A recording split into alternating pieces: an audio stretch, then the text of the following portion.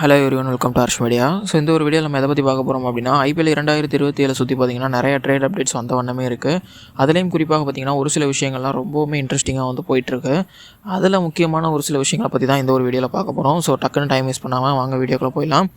So first என்னென்னு பார்த்திங்க அப்படின்னா, நம்மளுடைய சிஎஸ்கேவோட இளம் சிங்கம் ஆயுஷ் மாத்ரே. ஸோ ஆயுஷ் மாத்ரேயை பொறுத்த வரைக்கும் ரொம்ப ப்ராமிஸ் காமிச்ச ஒரு யங்ஸ்டர் ரீப்ளேஸ்மெண்ட்டாக உள்ளே வந்தார். அது மட்டும் இல்லாமல் ஃபஸ்ட்டு மேட்ச்லேருந்தே பார்த்திங்க அப்படின்னா பயங்கரமான ஒரு இம்பாக்ட் க்ரியேட் பண்ணார். அது மட்டும் இல்லாமல் லாஸ்ட்டு சீசனும் சரி ரொம்ப அருமையாக வந்து விளையாடினார். அன்ஃபார்ச்சுனேட்லி அவரால் வந்து கண்டினியூ பண்ண முடியல ஒரு இன்ஜுரினால். பட் பார்த்திங்கன்னா அவரை சுற்றி பார்த்திங்கன்னா நிறைய ட்ரேட் வந்து வந்த ஒன்றுமே இருக்குது சிஎஸ்கேக்கு. சிஎஸ்கே அப்ரோச் பண்ணுற ட்ரேட் எல்லாம் ஈவன் வந்து ஹர்திக் பாண்டியாவை நாங்கள் கொடுத்துட்டு ஆயுஷ் மாத்ரேயை வாங்கிக்கிறோன்னு கேட்குற அளவுக்கு வந்து பார்த்திங்க அப்படின்னா மும்பை இந்தியன்ஸ் வந்து பார்த்திங்கன்னா இறங்கி வந்திருக்காங்க. அது மட்டும் இல்லாமல் எல்எஸ்ஜி கேகேஆர்னு சொல்லிட்டு நிறையா டீம்ஸ் வந்து என்ன பண்ணியிருக்காங்க அப்படின்னா சிஎஸ்கேவை அப்ரோச் பண்ணியிருக்காங்க. ஆனால் சிஎஸ்கே கிட்டேருந்து வந்து ரிப்ளை என்னென்னு பார்த்திங்க அப்படின்னா ஒன்று தான். அதுக்கு என்னென்னா ரிஜெக்ஷன். எல்லா ட்ரேடோடையுமே என்ன பண்ணிட்டாங்க அப்படின்னா ரிஜெக்ட் பண்ணிட்டாங்க. அது ஆயுஷ் மாத்ரேவை இன்வால்வ் பண்ணி வர எல்லா ட்ரேடையுமே. பிகாஸ் அவங்க என்ன நம்புகிறாங்க அப்படின்னா ஆயுஷ் மாத்ரே நம்மளுடைய லாங் டேர்மான பிளேயர்னு அவங்க யோசிக்கிறாங்க. அவர் வந்துட்டு கரெக்டாக ஒரு 10-15 வருஷத்துக்கு இந்த டீமோட ட்ராவல் பண்ணணும் அப்படின்னு சொல்லிட்டு அவங்க நினைக்கிறாங்க. ஸோ ஃப்யூச்சரில் அதாவது ரைனா பிளேஸ் அவர் ஃபில் பண்ணுறாரு அப்படிங்கிற மாதிரி அவங்க நினைக்கிறதுனால அவரை வந்து வெளியில் போக விடக்கூடாது அப்படின்னு சொல்லி நம்புகிறாங்க. அதனால் வந்துட்டு அவங்க இப்போதைக்கு ஆயுஷ் மாத்ரே சம்மந்தப்பட்ட எல்லா ட்ரேட்ஸையுமே வந்துட்டு ரிஜெக்ட் பண்ணுறாங்க. ஸோ இதனால என்ன தெரிய வருது அப்படின்னா CSK full and full AYUSH Mhatre மேலே லாங் டேர்ம் இன்வெஸ்ட்மெண்ட் பண்ண போகிறாங்க அப்படிங்கிறது தெரிய வருது. இதை பற்றின உங்களுக்கு கருத்துக்கள் என்ன அப்படின்னு சொல்லிட்டு கமெண்ட்டில் சொல்லுங்கள். ரெண்டாவது விஷயம் என்ன அப்படின்னு சொல்லிட்டு கேட்டிங்க அப்படின்னா நம்மளுடைய ஹர்திக் பாண்டியாவுடைய ட்ரேடு.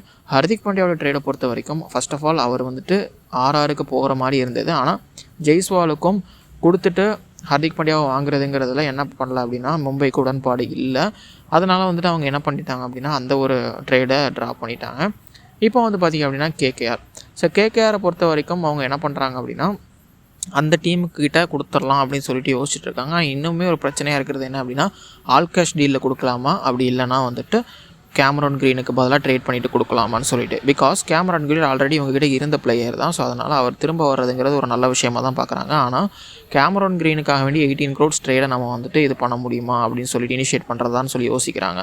பிகாஸ் வந்துட்டு அவங்க கேமரான் க்ரீன் அளவுக்கான இம்பாக்ட்ஃபுல்லான ஹர்திக் பாண்டியாவை இருப்பாரா அப்படின்னு சொல்லிட்டு அவங்க வந்துட்டு ஒரு குழப்பத்தில் இருக்காங்க. ஆனால் கேகேஆர் கேமரான் க்ரீன் நீங்கள் ட்ரேட் பண்ணிக்கிட்டாலும் சரி, கேமரான் க்ரீனுக்கு பதிலாக இல்லாமல் ஆல் கேஷ் டீலில் முடித்தாலும் சரி நாங்கள் எதனாலும் ஓகே தான் அப்படின்ற மாதிரி ஒரு முடிவில் இருக்காங்க. ஹர்திக் பாண்டியா ட்ரேட் பண்ணுறதுக்கு ஓகேன்றாங்க. ஹர்திக் பாண்டியா சைட்லேருந்துமே அவருமே எந்த அப்ஜெக்ஷனும் தெரிவிக்கல.